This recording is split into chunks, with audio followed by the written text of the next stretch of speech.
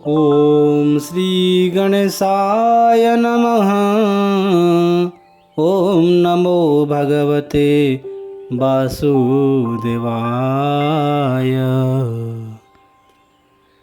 कृष्णं नारायणं वन्दे, कृष्णं वन्दे व्रजप्रियं, कृष्णं द्वैपायनं वन्दे, कृष्णं वन्दे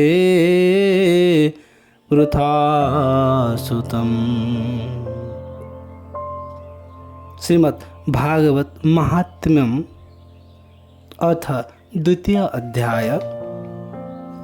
भक्तिदेवींकर दुख दूर करिबा निमंते नारदंकर उद्यम। श्री नारद कहिले, हे बाळा, तुमे अजथा कहीं एते दुख ओ चिंता करुछ? भगवान श्रीकृष्णଙ୍କ चरण कमल चिंतन कर, तांकरी कृपारु तुमर सकल दुख दूर होइजिब। जे कौरव मानंकर अत्याचाररु द्रौपदींकु रक्षा करिथिले, जे गोपसुंदरी मानंकु सनाथ करिथिले, सेही श्रीकृष्ण तो केउ आड़े चली जाई नाहंती। तुमे तो साक्षात भक्ति, तुमे सर्वदा तांकर प्राण ठारू मध्य अधिक प्रिय। तुमे डाकी देले भगवान निचोड़कर घर को मध्य चली आसंती। सत्य, त्रेता ओ द्वापर एही तीन जुगरे ज्ञान ओ वैराग्य ही मुक्तिर उपाय थिला, किंतु कलिजुगरे तो केवल भक्ति ही हेउची ब्रह्म साजुज्य अर्थात मुक्ति प्रदानकारी। यही विषय विचार को नहीं ही परमानंद चिन्मय मूर्ति ज्ञान स्वरूप श्रीहरि तांकर सत् स्वरूपरु तुमको सृष्टि करिछंती।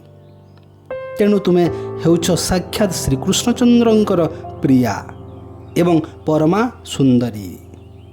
थरे तुमे जेतेबेले करपत्र जोड़ी मु कौन करी बोली प्रभु को पचारि थिलो, सेतेबेले भगवान तुमको आज्ञा देइथिले, मोर भक्त मानंकु पोषण कर। तुमे भगवानंकर सही आज्ञा शिरोधार्य करिथिलो। तेणु श्रीहरि तुम उपरे अत्यंत प्रसन्न होई तुमर सेवा करिबा निमंते मुक्ति को तुमर दासी रूपे प्रदान कले एवं एही ज्ञान ओ वैराग्य को तुमर पुत्र करिदेले। तुमे वैकुंठ धाम ही तुमर प्रकृत स्वरूप विराजित होई भक्त मानंकु पोषण करुछ। भूलोकरे तो तुमे भक्त मानंकर पोषण निमंते केवल छाया रूप धारण करिछ।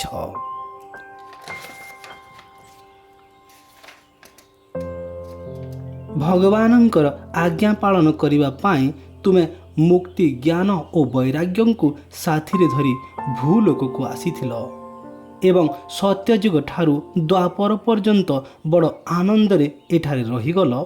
किंतु तुमर दासी मुक्ति कलिजुगरी पाषांडता रूपी रोगरे पीड़िता होई क्षीण होईगला।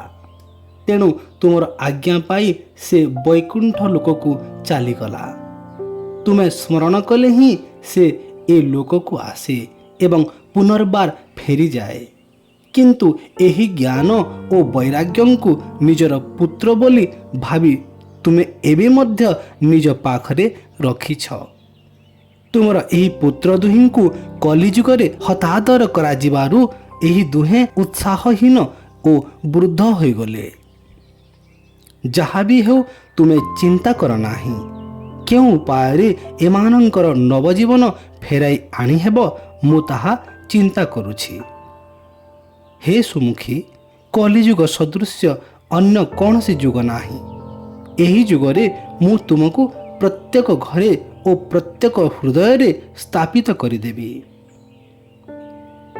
देख, अन्य सब धर्म को पछरी पकाई दे ए भक्ति विषयक महोत्सव मानंकर गौरव बढ़ाई मु जदि जगत रे तुमर प्रचार करी न देइछि तेबे मु श्रीहरिंकर दास नुहे। कलिजुगरे जो जीव तुम सहित युक्त हेब ଅର୍ଥାତ୍ ଭକ୍ତିର ଆଶ୍ରୟ ନେବ, ସେ ପାପୀ ହୋଇଥିଲେ ବି ନିର୍ଭୟରେ ଭଗବାନ ଶ୍ରୀକୃଷ୍ଣଙ୍କର ଅଭୟଧାମକୁ ଯିବ। ଯେଉଁ ବିଶୁଦ୍ଧାନ୍ତକରଣ ମନୁଷ୍ୟଙ୍କ ହୃଦୟରେ ନିରନ୍ତର ପ୍ରେମ ସ୍ୱରୂପିଣୀ ଭକ୍ତି ନିବାସ କରେ, ସେମାନେ ସ୍ୱପ୍ନରେ ବି ଯମରାଜଙ୍କୁ ଦେଖନ୍ତି ନାହିଁ। ଯାହାଙ୍କ ହୃଦୟରେ ଭକ୍ତି ମହାରାଣୀ ନିବାସ କରନ୍ତି, ତାକୁ ପ୍ରେତ, ପିଶାଚ, ରାକ୍ଷସ କିମ୍ବା ଦୈତ୍ୟ ଆଦି ସ୍ପର୍ଶ କରିବାକୁ ମଧ୍ୟ ସମର୍ଥ ହୋଇପାରନ୍ତି ନାହିଁ। ତପ, ବେଦାଧ୍ୟୟନ, ଜ୍ଞାନ ଓ କର୍ମ ଆଦି କୌଣସି ସାଧନା ଦ୍ୱାରା ଭଗବାନଙ୍କୁ ବଶ କରାଯାଇପାରେ ନାହିଁ। ସେ କେବଳ ଭକ୍ତି ଦ୍ୱାରା ହିଁ ବଶୀଭୂତ ହୁଅନ୍ତି। ଗୋପୀମାନେ ଏହାର ପ୍ରମାଣ। ସହସ୍ର ଜନ୍ମର ପୁଣ୍ୟ ବଳରେ ମନୁଷ୍ୟର ଭକ୍ତି ପ୍ରତି ଅନୁରାଗ ଜନ୍ମେ। କଲିଯୁଗରେ କେବଳ ଭକ୍ତି ଏକମାତ୍ର। ଭକ୍ତି ହିଁ ହେଉଛି କଲିଯୁଗରେ ସାର। ଭକ୍ତିର ବଶ ହୋଇ ତ ସାକ୍ଷାତ ଶ୍ରୀକୃଷ୍ଣ ଆସି ଭକ୍ତଙ୍କ ସମ୍ମୁଖରେ ଉଭା ହୋଇଯାଆନ୍ତି। ଯେଉଁମାନେ ଭକ୍ତି ପ୍ରତି ଦ୍ୱେଷ କରନ୍ତି, ସେମାନେ ତ୍ରିଲୋକରେ କେବଳ ଦୁଃଖ ହିଁ ଭୋଗ କରନ୍ତି। ପୂର୍ବକାଳରେ ଭକ୍ତଙ୍କୁ ତିରସ୍କାର କରିଥିବା ଦୁର୍ବାସା ଋଷିଙ୍କୁ ବହୁ କଷ୍ଟ ସହିବାକୁ ପଡ଼ିଥିଲା। ତେଣୁ ବ୍ରତ, ତୀର୍ଥ, ଯୋଗ, ଯଜ୍ଞ ଓ ଜ୍ଞାନଚର୍ଚ୍ଚା ଆଦି ନାନା ପ୍ରକାର ସାଧନାର କୌଣସି ଆବଶ୍ୟକତା ନାହିଁ। ଏକମାତ୍ର ଭକ୍ତି ହିଁ ମୁକ୍ତି ପ୍ରଦାନ କରିବାକୁ ପୂର୍ଣ୍ଣ ସମର୍ଥ। ଶ୍ରୀ ସୁତମୁନି କହି ଚାଲିଲେ।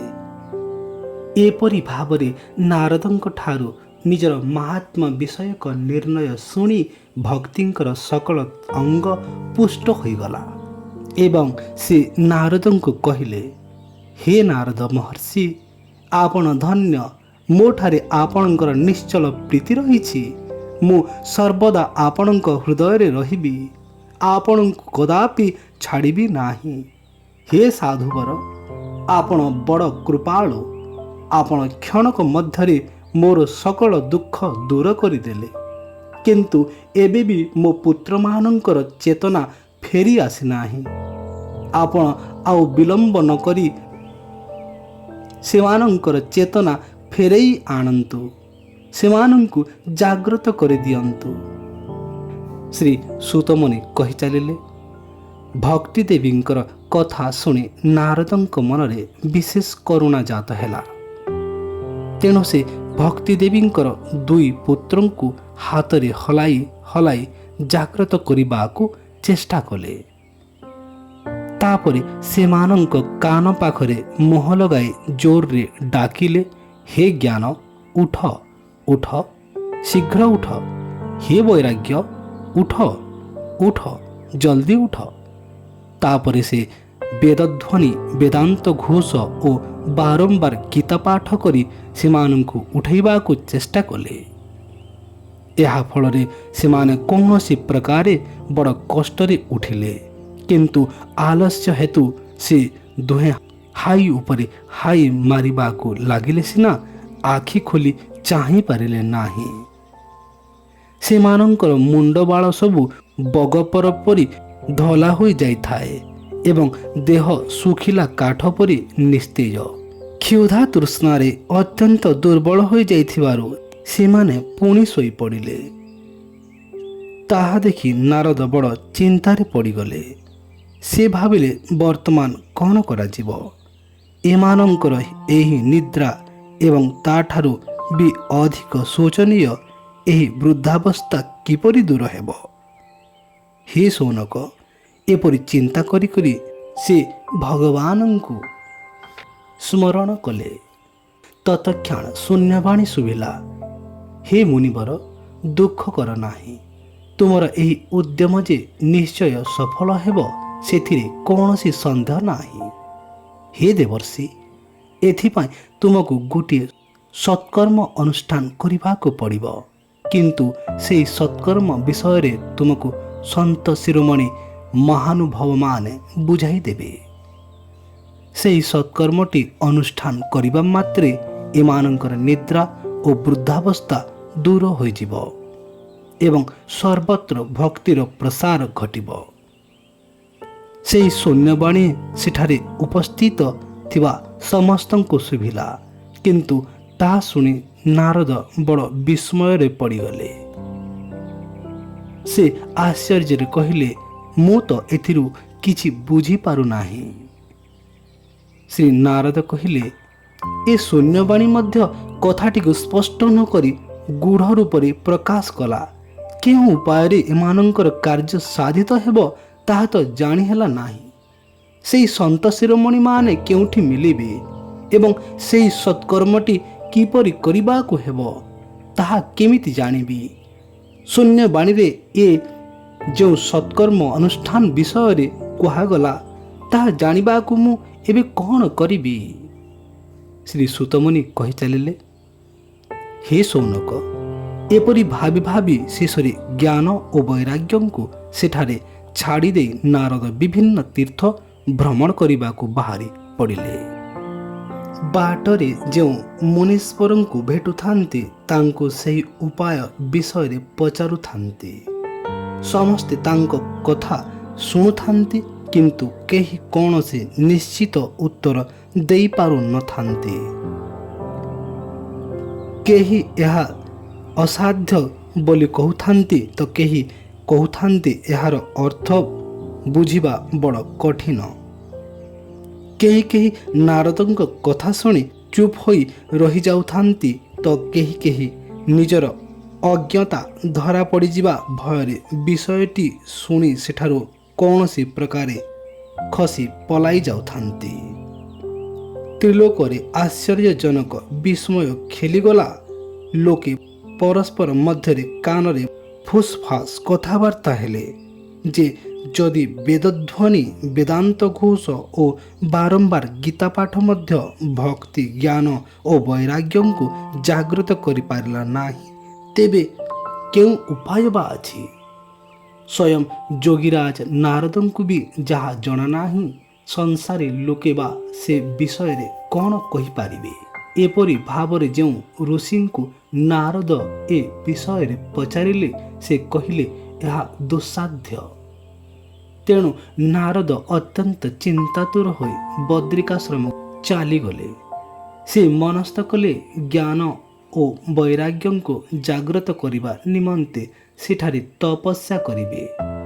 ଏତିକିବେଳେ ସେଠାରେ ସେ କୋଟି ସୂର୍ଯ୍ୟ ସମ ତେଜସ୍ୱୀ ସନକାଦି ମୁନୀଶ୍ୱରମାନଙ୍କୁ ଦେଖିବାକୁ ପାଇଲେ। ସେମାନଙ୍କୁ ଦେଖି ନାରଦ କହିଲେ, ହେ ମହାତ୍ମାଗଣ, ବଡ଼ ଭାଗ୍ୟର ବିଷୟ ଯେ ମୁଁ ଏଠାରେ ଆପଣମାନଙ୍କର ସାକ୍ଷାତ ପାଇଗଲି। ଆପଣମାନେ କୃପା କରି ମୋତେ ସେହି ଉପାୟଟି କହିଦିଅନ୍ତୁ। ଆପଣମାନେ ସମସ୍ତେ ବିଶିଷ୍ଟ ଯୋଗୀ, ବୁଦ୍ଧିମାନ ଓ ବିଦ୍ୱାନ। ଆପଣମାନେ ଦେଖିବାକୁ ସିନା 5 ବର୍ଷିଆ ବାଲକ ପରି ଜଣାପଡ଼ୁଛନ୍ତି, କିନ୍ତୁ ହେ ପୂର୍ବଜମାନଙ୍କର ପୂର୍ବଜ, ଆପଣମାନେ ସର୍ବଦା ବୈକୁଣ୍ଠ ଧାମରେ ନିବାସ କରନ୍ତି, ନିରନ୍ତର ହରିକୀର୍ତ୍ତନରେ ତତ୍ପର ରହନ୍ତି, ଭଗବତ ଲୀଳାମୃତ ଆସ୍ୱାଦନ କରି ସର୍ବଦା ସେଥିରେ ଉନ୍ମତ୍ତ ରହନ୍ତି ଏବଂ ଏକମାତ୍ର ଭାଗବତ କଥା ହିଁ ହେଉଛି ଆପଣମାନଙ୍କର ଜୀବନର ଆଧାର। ହରି ହି ଶରଣମ୍, ଭଗବାନ ହିଁ ଆମର ଆଶ୍ରୟ। ଏହି ମନ୍ତ୍ର ସର୍ବଦା ଆପଣମାନଙ୍କ ମୁଖରୁ ଉଚ୍ଚାରିତ ହେଉଥାଏ। କାଳ ପ୍ରୀତିର ବୃଦ୍ଧାବସ୍ଥା ମଧ୍ୟ ଆପଣମାନଙ୍କୁ ବାଧା ଦେଇପାରେ ନାହିଁ। ପୂର୍ବ କାଳରେ ଆପଣମାନଙ୍କର ଭ୍ରୁଭଙ୍ଗୀ ମାତ୍ରା କି ଭଗବାନ ବିଷ୍ଣୁଙ୍କର ଦ୍ୱାରପାଳ ଜୟ ଓ ବିଜୟ ତୁରନ୍ତ ପୃଥିବୀକୁ ଖସି ପଡ଼ିଥିଲେ ଏବଂ ଆପଣମାନଙ୍କର କୃପାରୁ ହିଁ ପୁନର୍ବାର ବୈକୁଣ୍ଠ ଲୋକରେ ପହଞ୍ଚିଗଲେ। ମୋର ବଡ଼ ସୌଭାଗ୍ୟ ଯେ ଏତିକି ବେଳେ ଆପଣମାନଙ୍କର ଦର୍ଶନ ମିଳିଗଲା। ମୁଁ ଅତ୍ୟନ୍ତ ଦୀନ ଓ ଆପଣମାନେ ସ୍ୱଭାବତଃ ଦୟାଳୁ। ତେଣୁ ମୋ ପ୍ରତି ଆପଣମାନେ କୃପା କରନ୍ତୁ। ଯେଉଁ ସତ୍କର୍ମ କରିବାକୁ ଆକାଶବାଣୀ ହେଲା ତାହା କ'ଣ ଏବଂ ମୋତେ ତାହା କିପରି କରିବାକୁ ହେବ, ଦୟାକରି ବିସ୍ତୃତ ଭାବରେ ବର୍ଣ୍ଣନା କରନ୍ତୁ। ଭକ୍ତି ଜ୍ଞାନ ଓ ବୈରାଗ୍ୟଙ୍କୁ କିପରି ସୁଖ ମିଳିପାରିବ ଏବଂ ସେମାନଙ୍କୁ କିପରି ଭାବରେ ପ୍ରେମର ସହିତ ସବୁ ଜାତିରେ ପ୍ରତିଷ୍ଠା କରାଯାଇପାରିବ, ମୋତେ ତାହା କୁହନ୍ତୁ। ସନକାଦିକ କହିଲେ, ହେ ଦେବର୍ଷି, ଆପଣ ଚିନ୍ତା କରନ୍ତୁ ନାହିଁ, ମନକୁ ପ୍ରସନ୍ନ କରନ୍ତୁ। ସେମାନଙ୍କୁ ଉଦ୍ଧାର କରିବା ଗୋଟିଏ ସରଳ ଉପାୟ ପୂର୍ବ କାଳରୁ ହିଁ ରହିଛି। ହେ ନାରଦ, ଆପଣ ଧନ୍ୟ, ଆପଣ ତ ବୈରାଗୀମାନଙ୍କର ଶିରୋମଣି। ପୁଣି ଆପଣ ହେଉଛନ୍ତି ଶ୍ରୀକୃଷ୍ଣ ଦାସମାନଙ୍କର ଚିରପଥ ପ୍ରଦର୍ଶକ ଏବଂ ଭକ୍ତି ଯୋଗର ଭାସ୍କର। ଆପଣ ଭକ୍ତି ଦେବୀଙ୍କ ନିମନ୍ତେ ଯେଉଁ ଉଦ୍ଯୋଗ କରିଛନ୍ତି ତାହା ଆପଣଙ୍କ ନିମନ୍ତେ କୌଣସି ଆଶ୍ଚର୍ଯ୍ୟ ବିଷୟ ନୁହେଁ। ଭଗବାନଙ୍କର ଭକ୍ତମାନଙ୍କ ପକ୍ଷରେ ଭକ୍ତିକୁ ସମ୍ୟକ ରୂପେ ସ୍ଥାପନ କରିବା ତ ସର୍ବଦା ବାଞ୍ଛନୀୟ କର୍ତ୍ତବ୍ୟ। ଋଷିମାନେ ସଂସାରରେ ଅନେକ ମାର୍ଗ ଦେଖାଇ ଦେଇ ଯାଇଛନ୍ତି, କିନ୍ତୁ ସେସବୁ ମାର୍ଗ କଷ୍ଟସାଧ୍ୟ ଏବଂ ସେସବୁ ଅନୁସରଣ କଲେ ଅତି ବେଶୀରେ ସ୍ୱର୍ଗ ହିଁ ପ୍ରାପ୍ତି ହୁଏ। ଭଗବାନଙ୍କୁ ପ୍ରାପ୍ତି କରାଉଥିବା ମାର୍ଗ ଏପର୍ଯ୍ୟନ୍ତ ଗୁପ୍ତ ହୋଇ ରହିଛି। ସେପରି ଭାଗ୍ୟ ଥିଲେ ହିଁ ସେହି ମାର୍ଗ ପ୍ରଦର୍ଶନକାରୀ ପୁରୁଷ ମିଳନ୍ତି। ଶୂନ୍ୟବାଣୀ ଦ୍ୱାରା ଆପଣଙ୍କୁ ଯେଉଁ ସତ୍କର୍ମ ସଂକେତ ମିଳିଛି ତାହା ଆମେ କହିଦେଉଛୁ। ଆପଣ ପ୍ରସନ୍ନ ମନରେ ଏକାଗ୍ରଚିତ୍ତ ହୋଇ ଶୁଣନ୍ତୁ। ହେ ନାରଦ, ଦ୍ରବ୍ୟଯଜ୍ଞ, ତପୋଯଜ୍ଞ, ଯୋଗଯଜ୍ଞ ଏବଂ ସ୍ୱାଧ୍ୟାୟ ରୂପକ ଜ୍ଞାନଯଜ୍ଞ ହେଉଛି ସ୍ୱର୍ଗାଦି ପ୍ରଦାୟକ କର୍ମ ସୂଚକ, କିନ୍ତୁ ପଣ୍ଡିତମାନେ ଜ୍ଞାନଯଜ୍ଞକୁ ହିଁ ସତ୍କର୍ମ ମୁକ୍ତି ପ୍ରଦାୟକ କର୍ମର ସୂଚକ ବୋଲି ମାନନ୍ତି। ଶୋକାଦି ମହାନୁଭବମାନେ ପାରାୟଣ କରିଥିବା ଶ୍ରୀମଦ୍ ଭାଗବତ ହିଁ ସେହି ଜ୍ଞାନଯଜ୍ଞ। ଭାଗବତର ଶବ୍ଦ ଶୁଣିବା ମାତ୍ରେ ଭକ୍ତି ଜ୍ଞାନ ଓ ବୈରାଗ୍ୟ ପରିପୁଷ୍ଟ ହୋଇଯାଆନ୍ତି। ତେଣୁ ଭାଗବତ ପାରାୟଣ କଲେ ଜ୍ଞାନ ଓ ବୈରାଗ୍ୟଙ୍କର କଷ୍ଟ ମୋଚନ ହୋଇଯିବ ଏବଂ ଭକ୍ତି ଦେବୀଙ୍କୁ ଆନନ୍ଦ ମିଳିବ। ସିଂହର ଗର୍ଜନ ଶୁଣି ମେଣ୍ଢାମାନେ ପଳାୟନ କରିବା ପରି ଭାଗବତର ଧ୍ୱନି ଶୁଣି କଳିଯୁଗର ସମସ୍ତ ଦୋଷ ଦୂର ହୋଇଯିବ। ତା ଫଳରେ ପ୍ରେମ ରସ ପ୍ରବାହିତ କରୁଥିବା ଭକ୍ତି ଜ୍ଞାନ ଓ ବୈରାଗ୍ୟଙ୍କୁ ଧରି ପ୍ରତ୍ୟେକ ଘରେ ଓ ପ୍ରତ୍ୟେକ ବ୍ୟକ୍ତିର ହୃଦୟରେ କ୍ରୀଡ଼ା କରିବ। ଶ୍ରୀ ନାରଦ କହିଲେ, ମୁଁ ବେଦାନ୍ତ ଧ୍ୱନି ଓ ଗୀତା ପାଠ କରି ସେମାନଙ୍କୁ ଜାଗ୍ରତ କରିବାକୁ ବହୁ ଚେଷ୍ଟା କଲି, କିନ୍ତୁ ଭକ୍ତି ଜ୍ଞାନ ଓ ବୈରାଗ୍ୟ ଜାଗ୍ରତ ହେଲେ ନାହିଁ। ଏପରି ଅବସ୍ଥାରେ ସେମାନଙ୍କୁ ଶ୍ରୀମଦ୍ ଭାଗବତ ଶୁଣେଇଲେ ସେମାନେ ଜାଗ୍ରତ ହେବେ କିପରି? ସେହି ମହାପୁରାଣର ପ୍ରତ୍ୟେକ ଶ୍ଲୋକ ଓ ପ୍ରତ୍ୟେକ ପଦରେ ବେଦର ସାରାଂଶ ହିଁ ତ ରହିଛି। ଆପଣମାନେ ତ ଶରଣାଗତ ବତ୍ସଳ, ଆପଣମାନଙ୍କର ଦର୍ଶନ କଦାପି ନିଷ୍ଫଳ ହୁଏ ନାହିଁ। ତେଣୁ ଶୀଘ୍ର ମୋର ଏହି ସନ୍ଦେହ ଦୂର କରନ୍ତୁ, ଆଉ ଅଧିକ ବିଳମ୍ବ କରନ୍ତୁ ନାହିଁ। ସନକାଦିକ କହିଲେ, ଶ୍ରୀମଦ୍ ଭାଗବତର ବିଷୟବସ୍ତୁ ବେଦ ଓ ଉପନିଷଦ ସାରରୁ ଉଦ୍ଭୂତ ସତ, କିନ୍ତୁ ବେଦ ଉପନିଷଦରୁ ପୃଥକ୍ ତଥା ଫଳରୂପ ହୋଇଥିବାରୁ ତାହା ଅତ୍ୟନ୍ତ ଉତ୍କୃଷ୍ଟ ବୋଧ ହୁଏ। ଫଳର ରସ ଚେରଠାରୁ ଆରମ୍ଭ କରି ଶାଖା ପ୍ରଶାଖା ପର୍ଯ୍ୟନ୍ତ ସବୁଠାରେ ବ୍ୟାପି ରହିଥିଲେ ମଧ୍ୟ ତାହାର ସ୍ୱାଦ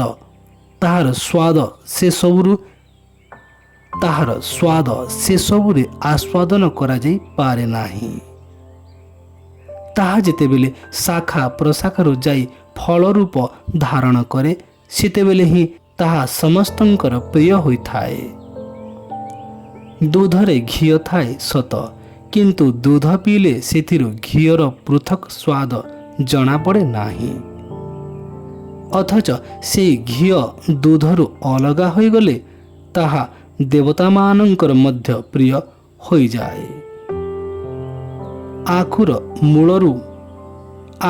ମୂଳରୁ ଅଗ ପର୍ଯ୍ୟନ୍ତ ସର୍ବତ୍ର ଶର୍କରା ମଧୁରସ ବ୍ୟାପି ରହିଥାଏ। ତଥାପି ତାହା ଆଖୁରୁ ଅଲଗା ହୋଇଗଲେ ତାହାର ମଧୁରତା ଅଧିକ ଜଣାପଡ଼େ। ଭାଗବତ କଥା ଠିକ୍ ସେହିପରି ସାରଗର୍ଭକ ଓ ମଧୁର। ଭାଗବତ ପୁରାଣ ହେଉଛି ବେଦ ସମାନ। ଭକ୍ତି, ଜ୍ଞାନ ଓ ବୈରାଗ୍ୟର ସ୍ଥାପନ ନିମନ୍ତେ ତାହାକୁ ବ୍ୟାସଦେବ ପ୍ରକାଶିତ କରିଛନ୍ତି।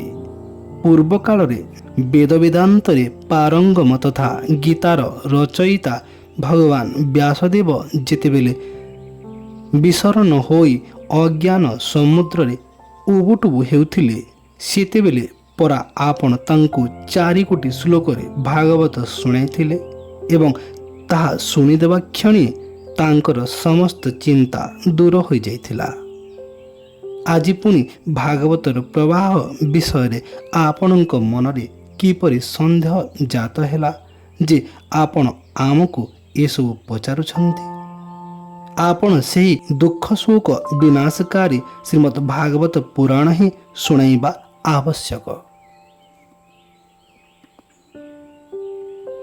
ଶ୍ରୀ ନାରଦ କହିଲେ, ହେ ସନକାଦିକ ଋଷିଗଣ, ଆପଣମାନଙ୍କର ଦର୍ଶନ ଜୀବର ସକଳ ପାପ ତତ୍କ୍ଷଣାତ୍ ନଷ୍ଟ କରିଦିଏ ଏବଂ ଯେଉଁମାନେ ସଂସାର ଦୁଃଖ ରୂପୀ ଦାବାନଳରେ ଜଳୁଛନ୍ତି ସେମାନଙ୍କ ଉପରେ ଅତି ଶୀଘ୍ର ଶାନ୍ତି ଜଳ ବର୍ଷଣ କରିଥାଏ। ଶେଷଦେବ ତାଙ୍କର ସହସ୍ର ମୁଖରେ ଗାନ କରୁଥିବା ଭାଗବତ କଥାମୃତ ଆପଣମାନେ ନିରନ୍ତର ପାନ କରୁଛନ୍ତି। ମୁଁ ପ୍ରେମ ଲକ୍ଷଣା ଭକ୍ତି ପ୍ରକାଶ କରିବାକୁ ଅନୁରୋଧ କରି ଆପଣଙ୍କର ଶରଣ ନେଉଛି।